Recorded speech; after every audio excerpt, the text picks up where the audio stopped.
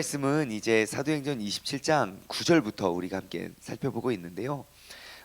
이제 이제 로마로 향하는 이제 사도 바울이 탄 배.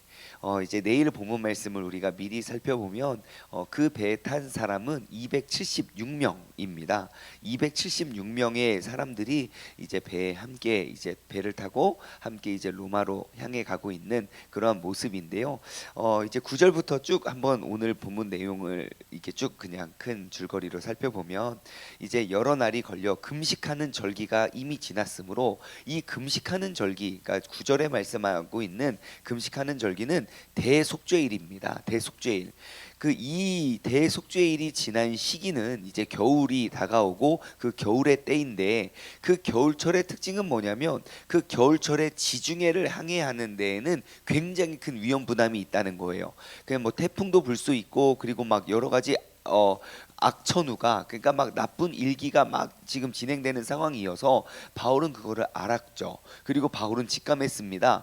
지금 이거 이대로 항해하면 정말 큰 어려움이 있을 것 같은데, 그래서 그 큰 배에 276명이 탄 큰 배에 이렇게 의견을 냅니다. 뭐라고 말하냐면 10절, 여러분이요, 내가 보니 지금 이번 항해가 하물과 배만 아니라 우리의 생명도 타격과 많은 손해를 끼칠 것 같습니다. 그럼 지금 여기서 우리가 조금 머물다가 겨울을 나고 우리가 좀 항해를 합시다. 그 가다가 죽을 수도 있으니까 그렇게 제안을 해요.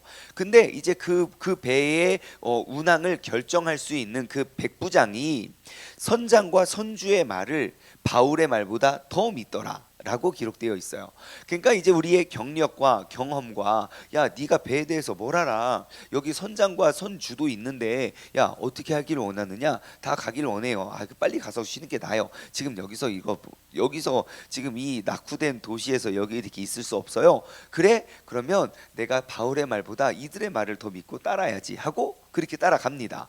그리고 났더니 아니나 다를까 어떤 일이 벌어집니까? 엄청나게 큰 바람을 맞고 태풍을 겪고, 이제 내일 본문 말씀이지만 총 14일 동안 이들은 풍랑 속에서 헤어나오지 못하고 정말 죽음을 경험합니다. 죽음. 성경말로는 이렇게 표현해요. 20절 말씀에 보면 구원의 여명마저 없어졌더라 그래요. 그러니까 여명은 무엇입니까? 아직 남은 희망, 앞으로의 희망이에요. 그러니까 구원에 관련하여 정말 남겨진 희망이 하나도 없고, 그리고 14일 동안 먹지도 못해요. 먹지도 못하고 아마 배멀미 때문에 그랬을 거예요. 그리고 막 하늘에 별도 보이지 않고 큰 풍랑 안에서 막 그들은 어려워하고 있는 상황 속에서 모든 것들을 잃어버리고, 그리고 막 모든 물건들 다 버리고, 그리고 막 하고 있는 상황 속에서 바울이 또 이야기를 합니다. 이제 바울이 또 이야기를 해요. 내가 좀 그때 내가 이렇게 우리 항해를 하지 말자고 했던 그 의견을 좀 들었으면 좋았을 걸. 뭐 이제 우리가 좀 어려움을 당했네요. 그러면서 이제 그 전날 밤 하나님께서 또 주의 사자가 나타나서 나에게 했던 그런 말씀, 이제 여러분 안심하십시오. 하나님께서 우리를 지켜주실 것입니다 라고 그들을 위안하고 권면하는 것이 바로 오늘 본문의 내용입니다. 오늘 이 말씀을 통해서 우리가 또 귀한 삶의 지혜를, 오늘 하루를 우리가 또 믿음으로 싸워 승리할 수 있는 그런 지혜를 얻어가길 소망합니다. 여러분, 우리가 함께 이렇게 속해 있는 그런 공동체 안에서 사람들이 두 명만 있으면 우리는 의견이 다름을 볼 수 있습니다. 근데 이제 그 무리가 뭐 276명이나 이렇게 큰 무리가 생겼을 때, 여러분, 나는 더욱더 좋은 의견과 나는 더욱더 좋은 뜻을 갖고 있습니다. 하지만 나의 뜻이 반영되지 않았을 때, 이렇게 하면 좋을 것 같습니다. 나의 제안이 통하지 않았을 때, 그런데 나의 제안대로 했으면 더 좋은 일을, 나의 제안대로 되지 않아서 더 고생을 하는 그러한 일들을 경험하게 된다면 여러분들 어떠하시겠습니까? 그런데 나의 제안대로 되었다면 정말 목숨도 그리고 많은 것들이 너무너무 편안하고 좋았을 것을, 나의 제안과 상관없이 그냥 무리의 제안을 우리가 따랐는데 그 결과가 내가 모든 것들, 모든 물질을, 모든 재산을 다 잃어버리고, 그리고 목숨까지 위태로운 상황에, 그 어려운 상황까지 처했을 때 여러분들은 어떻게 반응하시겠습니까? 저는 이 말씀을 묵상하다가 이런 생각이 들었어요. 제가 고등학교 때 저는 기숙사 생활을 했는데요. 무슨 회의를 했어요. 무슨 회의를 하다가 의견이 둘로 쫙 나눠졌어요. 예, 이쪽 의견과 저쪽 의견.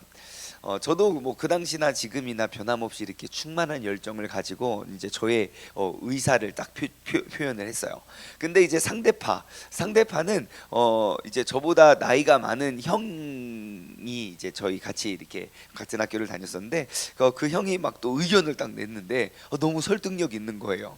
그래서 그 발언을 딱 하고, 근데 저는 제가 생각하는 의견이 너무너무 명확하게 옳다고 생각을 했거든요. 그래서 저도 설득을 하고 이쪽도 설득을 하다가 결국 그쪽 의견이 채택이 됐어요. 그리고 나서 제가 졸업 후에 몇 년까지도 내가 이 말을 했었어야 되는데, 내가 결정적인 한 방이 있었는데, 그 아쉬움이 안 떠나더라고요. 예, 왜냐하면 그때 분위기가 어땠냐면 딱 이 말을 했을 때 그 많은 이제 결정을 따르는 무리들이, 그러니까 우리 학교 같은 학년 학생들이 학생회의였거든요. 그래서 오 그랬었어요. 근데 딱 이쪽 발언을 딱 하면 와 그러는 거예요. 또 이쪽 이야기를 하면 오 이렇게 해서 그 한마디 한마디가 너무 중요한 결정을 하는데, 제가 그 결정적인 한마디를 못해서 제가 진 거예요. 그 아쉬움이 안 떠나더라고요. 계속 막 상상하고 그때 내가 이렇게 말했어야 되는데, 그때 이렇게 말했어야 되는데, 그때 이렇게 말했어야 되는데, 그 아쉬움이 안 떠나는 거 있죠. 예, 그게 무슨 뭐 배를 타고 목숨을 결정할 수 있는 그러한 일이 아님에도 불구하고 그 아쉬움이 내 안에서 안 떠나는 거예요. 역시 혹시 여러분들 이러한 경험 없으셨습니까? 그냥 내 뜻대로 내 의견이 받아졌으면 이 무리가 더욱더 좋은 곳으로 끌려갔을 터인데, 그것이 수용되거나 받아지지 않아서 더욱더 멀리 먼 길을 돌아 고생을 했던 적이요. 자, 오늘 본문 말씀이 바로 딱 그런 상황입니다. 사도 바울은 더욱더 명확한, 더욱더 좋은 뜻을 제시하고 있어요. 그런데 무리 속에 그 배를 이끄는 그 백부장은 사도 바울의 말보다 선장과 그리고 그 선주의 말을 더욱더 믿었어요. 그 결과가 어떠했습니까? 결과는 엄청나게 처참했습니다. 자, 14절 말씀부터 보면 얼마 안 돼서 섬 가운데로부터 유라굴로라 하는 광풍이, 그 유라굴로라 하는 광풍은 뭐냐면 밑에 도움말에 있네요. 그레데 섬의 이다 산맥에서 발생하는 북동풍이 난기류를 만나 형성되는 강력한 돌풍입니다. 예, 그냥 태풍 같은 곳을 만났어요. 너무너무 크게 일어났어요. 그러니까 굉장히 큰 배인데 그 배가 밀려서 막 어떻게 할 수가 없는 거예요. 그러면서 16절 가우다라는 작은 섬에 이르러서 지나가는데, 17절 끌어올리고 줄을 가지고 선체에 둘러감고 스르디스에 걸릴까. 이 스르디스는 또 뭔가, 예, 그 앞에 16절에 거루를 잡아. 이 거루는 또 뭔가. 그 거루는 뭐냐면요, 16절에 나오는 거루는 그 이제 큰 배 옆에 붙어 있는 그런 구명정 있죠, 쬐끄만 배들. 예, 그 구명정을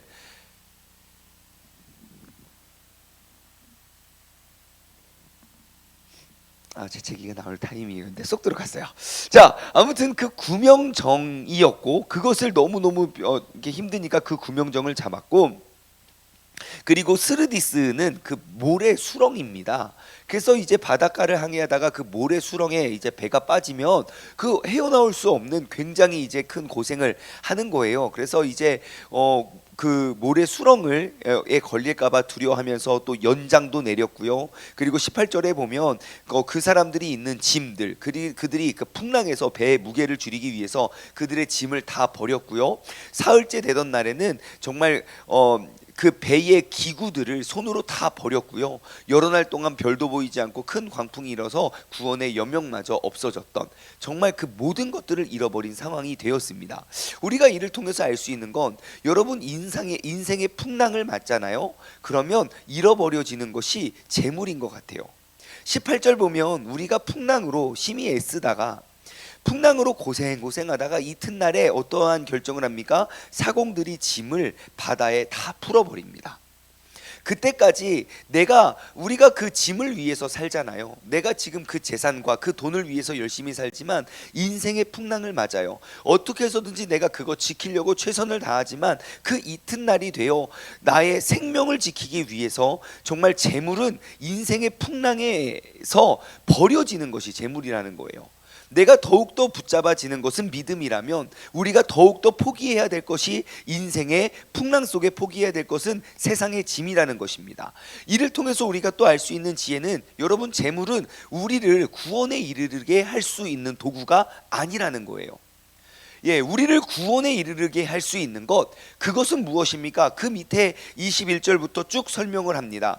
21절과 22절 말씀 보시면요, 그럼 우리가 그 구원에 이르게 하는, 우리를 도와줄 수 있는 그러한 것들은 무엇이냐? 자, 여러 사람이 오래 먹지 못하며, 그러니까 사람들이 풍랑에, 배멀미에 정말 먹지도 못하고 정말 내가 쌓았던 그런 모든 짐들을 버려야만 했고 내가 모든 것들을 잃어버렸어요. 하지만 그것이 아쉬움이 되지 않아요. 왜냐? 지금 내 생명이 걸려있기 때문이거든요. 너무너무 큰 풍랑 속에서 오래 먹지 못하였음에 바울이 가운데 서서 말하되, 여러분이요 내 말을 듣고 글에 대해서 떠나지 아니하여 이 타격과 손상을 면하였다면 좋았을 뻔하였느니라. 다시 바울이 이야기를 해요. 그러게 내가 뭘 했어요? 우리 이거 이 항해하지 말자고 했잖아요. 얼마나 아쉽고 얼마나 억울하겠어요. 지금 내 말만 들었으면 지금 우리 너무너무 편안하게 쉬고 있는 거 아닙니까? 근데 여러분들 내 말 안 들어서 지금 이게 뭐 하는 거야? 여러분들만 힘든 게 아니라 나도 힘들어 죽겠다고요. 이거 어떻게 합니까? 라고 이야기를 하고 있어요. 우리가 그렇게 억울할 때에 정말 내 말대로 따라갔으면 더 좋았을지만 그렇지 못할 때에 여러분, 우리가 어떻게 대처해야 할지에 대해서 사도 바울은 너무너무 좋은 샘플이 되고 있습니다. 무엇이냐? 여러분, 내 마음속에 이 무리 속에 아쉬움이 막 들어오잖아요. 그러면 보통 우리는 그 아쉬움이 너무 커서 에이씨 하면서 막 불평불만에 원망에 지금 너희 때문에 이렇게 됐다고 내가 분명 좋은 이야기 하지 않았냐고 하면서 우리가 그 원망에 그 다음 단계로 넘어가지 못할 거예요. 다른 표현으로 말하면 지금 사도 바울이 아쉬움을 표출하는 것과 그 다음 단계로 넘어가서 새로운 제안을 하는 것을 보면 아쉬움을 표출하는 건 21절 한 절로 끝나요. 하지만 앞으로 우리가 어떻게 해야 할지에 대해서는 22절부터 26절까지 그들을 위로하고 권면하고 독려해요. 아쉬움은 짧고 이제 앞으로 우리가 헤쳐나가야 할 그 믿음의 행보는 길다는 거예요. 근데 우리의 삶을 돌아보면 아쉬움은 길고 그 아쉬움 때문에 다음에 해야 할 단계로 넘어가지 못할 때가 너무너무 많다는 거예요. 미련이 남고요, 원망스럽고요. 그러게 내가 뭐라고 했냐고. 여러분들 알아서 하라고. 나 모른다고. 우리가 그렇게 그 아쉬움과 안타까움에 우리가 갇혀 있어서 여러분, 진짜 그 서운함 있잖아요. 그 섭섭이에 딱 걸리면 정말 믿음으로 넘어가기가 너무너무 힘들어요. 근데 사도 바울은 너무너무 우리에게 좋은 가르침을 줍니다. 자, 그럼 어떻게 그 섭섭이를 두고 믿음으로 넘어갔나? 22절, 내가 너희를 권하노니 이제는 안심하라 그래요. 믿음의 도전은 그런 거예요. 지금 일어났던 상황 속에서 우리가 계속 과거를 이야기하는 것이 아니라 지금 모두가 돈도 잃어버렸고 건강도 잃어버렸고 또 용기도 잃어버렸고 지금 먹지도 못하고 그러한 절망적인 상황 속에 위로의 말을 건네는 유일한 사람은 그리스도인이라는 거예요. 유일하게 그리스도인만이 위로의 말을 권면했다는 거예요. 모두가 절망 속에 있을 때 여러분, 내가 너희를 권하노니 이제는 안심하십시오. 여러분 중에 아무도 생명에는 아무런 손상이 없을 것이고 오직 배만 이렇게 부셔지고 배만 우리는 잃어버릴 겁니다 라고 하면서 하는 말, 내가 속한 바 곧 내가 섬기는 하나님의 사자가 어젯밤에 내 곁에 서서 말하는데, 바울아 두려워하지 말아라. 내가 가이사 앞에서 서야 하겠고 하나님께서 너와 함께 행하는 자를 다 내게 주셨다. 그러므로 여러분 안심하십시오. 나는 내가 말씀하신 그대로 되리라고 하나님을 믿습니다. 그래요. 여러분, 그러한 절망적인 상황 속에 내가 모든 것들을 잃어버리고 어떠한 것도 의지할 수 없는 상황 속에 우리가 의지해야 될 것은 믿음입니다. 세상의 어떠한 그러한 물질이나 돈이나 어떠한 세상의 사람이 아니라 오직 하나님을 믿는 믿음으로 우리는 굳게 서야 됩니다. 그런데 우리가 또 주목해 봐야 할 것은 지금 276명의 그 배에 탄 모든 사람 중에 그러한 절망 속에 우리가 어떻게 그 절망을 이겨나갈 수 있는가. 내 안에 그런 섭섭이와 서운함이 막 너무너무 커졌을 때, 내 말만 들었으면 이렇게 고생 안 했을 것을 내 말 안 들어서 이렇게 고생하는 그러한 분통함을 이겨낼 수 있는 방법, 딱 여기에 기록되어 있어요. 23절 말씀에 보시면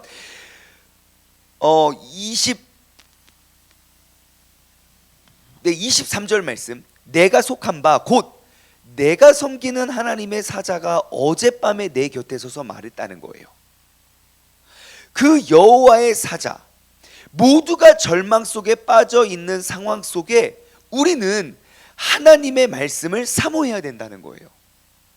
주님께서는 그 절망으로부터 우리를 이끌고 우리를 인도할 수 있는 그 명확한 길과 그 명확한 뜻을 우리에게 제시할 줄 믿습니다.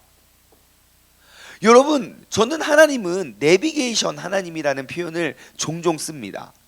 하나님은 내비게이션과 같은 분인 것 같아요.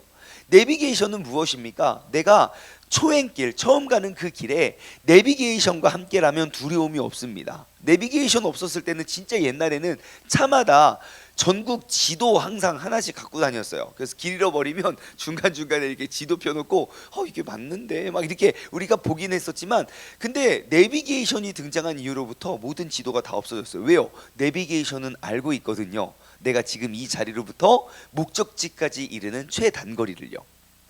우리 하나님은 내비게이션과 같은 분인 것 같아요. 왜냐? 내가 목적지를 딱 설정하면요, 내비게이션은 지금 이 자리로부터 그 목적지까지 이르는 가장 최단거리를 가르쳐 줍니다. 좌회전하세요, 좌회전하면 되고, 우회전하세요, 우회전하시고, 그 내비게이션이 이끄는 대로만 따라가면 목적지에 딱 도착을 하게 되어 있어요. 만약에 그대로 이끌었으면 딱 21절의 고백이 되었을 것 같아요. 여러 사람이 오래 먹지 못하며 바울이 말하되, 여러분이여 내 말을 듣고 그레데 떠나지 아니하여 이 타격의 손상을 면하였으면 더 좋을 뻔했었는데, 우리가 내비게이션대로, 올바로 내비게이션이 인도하는 대로 따라가면 더 좋았을 뻔했는데, 그러면서 하나님은 항상 우리를 가장 좋은 길로 인도해 주세요. 하지만 오늘 본문 말씀과 같이 우리가 잘못된 길을 택했을 때, 내가 하나님의 말씀보다 내 죄성을 더욱더 따랐을 때, 혹은 내가 하나님의 말씀보다 더욱더 경험이 많은 사람의 말을 따랐을 때, 여러 가지 우리가 잘못된 길을 택해서 우회전하세요. 무슨 우회전이야, 내가 맨날 이 길 아는데. 좌회전했어요. 좌회전을 삑 하면 내비게이션은 뭐라고 합니까? 내가 잘못 들은 그 길로부터의 목적지까지 최단거리를 다시 가르쳐 줍니다. 내가 또 다른 잘못된 길을 가고 또 다른 잘못된 길을 가도 내비게이션은요, 우리를 끝까지 포기하지 않습니다. 내가 어디에 서서 내가 내비게이션의 말을 10번, 100번, 1000번 불순종하더라도 내가 멀리 도는 돌 뿐이지, 그곳에서부터 목적지까지의 최단거리를 또 가르쳐주고 안내해주고 있다는 것이에요. 만약에 사도 바울의 말대로 따랐다면 어쩌면 보다 더 짧은 거리로 갈 수 있어요. 하지만 그 무리들이 다른 길을 택했지만, 사도 바울은 다른 길을 택한 그 결정에 매여 있는 것이 아니라 그곳에서부터 최단거리로 이끄시는 주님의 뜻을 또 물었다는 거예요. 여러분, 우리의 인생의 길에 잘못된 길에 들었습니까? 그러면 그곳에서부터 내가 이루고자 하는 그 주님의 뜻을 물으시기 바랍니다. 우리의 발걸음을 인도해 주는 건 하나님의 말씀이지, 우리의 발걸음을 인도하는 다른 어떠한 것이 있다면 여러분, 우리는 더 멀리 돌아갈 수 있습니다. 그래서 우리는 알 수 있습니다. 순종의 길은 지름길이다. 시작. 순종의 길은 지름길이다. 여러분, 우리가 하나님의 말씀을 더욱더 묻고 그렇게 풍랑과 모든 것들을 잃어버린 절망적인 상황 속에 사도 바울은 주님의 말씀을 구합니다. 그리고 어젯밤에 하나님의 사자가 내 곁에 서서 나에게 말해 주었습니다. 사울아, 두려워하지 말아라. 내가 섬기는 내가 가이사 앞에 서야 하겠고, 또 하나님께서 너와 함께 항해하는 자들을 다 내게 주셨다 하셨으니 그러므로 여러분이여 안심하십시오. 나는 내가 말씀하신 그대로 되리라고 하나님을 믿습니다. 그런즉 우리가 반드시 한 점에 걸리리라 하더라. 그리고 이제부터는 백부장이 선장의 역할이 아니라 정말 사도 바울이 권면하는 대로 그 어려운 상황 속에 큰 하나의 실오라기 같은 희망을 가지고 그들이 이겨냄을 우리는 볼 수 있습니다. 여러분, 주님께서 우리에게 맡겨주신 소명이 있는 한 여러분, 우리의 배는 절대 침몰할 수 없습니다. 내 인생의 여정이 아무리 돌고 돌지라도 내게 맡겨주신 그 주님의 소명과 그 사명을 이루기까지 내가 탄 이 배는 절대로 파손될 수 없습니다. 그러니 오늘 하루도 우리가 주님을 더욱더 믿고 의지하며 우리가 귀한 힘찬 항해를 우리가 하며 나아갈 수 있는 복된 믿음의 자녀 되기를 주님의 이름으로 축원합니다. 함께 기도하겠습니다. 하나님 아버지, 감사합니다. 바울과 함께 탔던 276명의 생명을 구해낸 건 한 명의 소명자, 한 명의 사명자가 있었기 때문입니다. 아버지 하나님, 나의 인생 역시 정말 우리가 지난 날에 대해서 내가 이거 했었어야 됐는데, 내가 저거 했었으면 더 좋았을 걸. 우리는 그 과거에 매여서 오늘을 준비하지 못하고 내일로 나아가지 못했던 우리의 삶의 모습을 이제는 과거는 과거로 내버려 두고 지금 이 자리, 이 순간에서부터 하나님의 주님께서 정해주신 그 사명, 그 목적지까지의 최단거리로 우리를 이끌어 주시고 우리를 붙잡아 주시옵소서. 주님의 도우심을 우리가 가지고 우리가 나아가길 원하오니 오늘도 내 삶의, 내 인생의 내비게이션 되시는 주님께서 우리를 바른 길로 인도하여 주옵소서. 감사드리오며 이 모든 말씀 살아계신 예수 그리스도의 이름으로 기도드리옵나이다. 아멘.